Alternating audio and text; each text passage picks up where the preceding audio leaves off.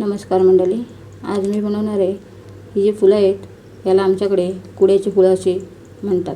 तुमच्याकडे काय म्हणतात मला कमेंट करून नक्की सांगा. ही फुलं रानामध्ये मिळतात. अगदी सुकलेली वगैरे असतात ती काढून घ्यायची आणि ताजी फुलं घ्यायची आणि याची भाजी बनवायची. खूप छान लागते खायला. आता ही फुलं मी स्वच्छ करून घेतलेत आणि 4-5 पाण्याने चांगली धुवून घेणार आहे. ही धुवून झाल्यानंतर एका पातेल्यामध्ये ही फुलं घालून घ्यायची आणि त्याच्यामध्ये पाणी घालून हे एक 10 मिनटं उकडून घ्यायची. 10 मिनटं उकडायला ठेवली. तोपर्यंत मी फोडणीसाठी 2 कांदे घेतलेत मी मोठे, ते चिरून घेणार आहे.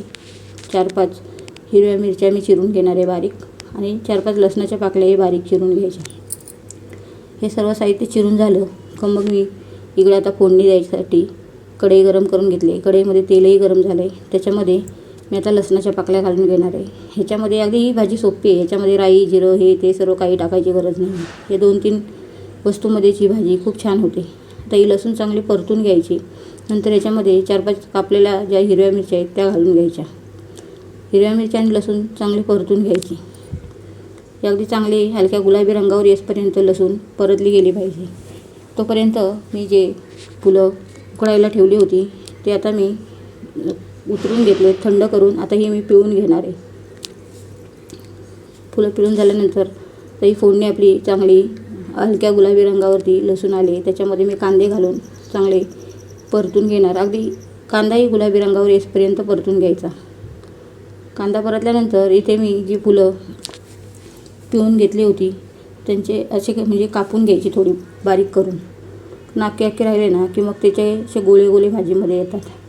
भाजी कापून झाल्यानंतर आता मी कांद्यामध्ये अर्धा चमचा हळद घालून घेतली, 1 चमचा धना पावडर घालून घेतली, थोडासा अर्धा ते पाव चमचा गरम मसाला घालून घेणार आहे. नंतर ह्याच्यामध्ये अर्धा चमचा लाल मिरची पावडर आणि चवीनुसार मीठ घालून हे सर्व साहित्य चांगले एकजीव करून घेणार आहे. हे सर्व चांगले एकजीव करून झाल्यानंतर ह्याच्यामध्ये जी मी फुलं आता चांगली पिळून घेतली होती आणि कापून घेतली होती ती ह्याच्यामध्ये घालून घेणार आहे. ही फुलं घालून ही भाजी चांगली एकजीव करून घ्यायची. भाजी चांगली एकजीव करून झाली ना की मग ह्याच्यामध्ये वरती 2 ते 3 मिनटं चांगलं झाकण ठेवून घ्यायचं आणि ही भाजी वाफेवरती शिजवून घ्यायची. ही भाजी आपल्या शरीरासाठी खूप पौष्टिक आहे.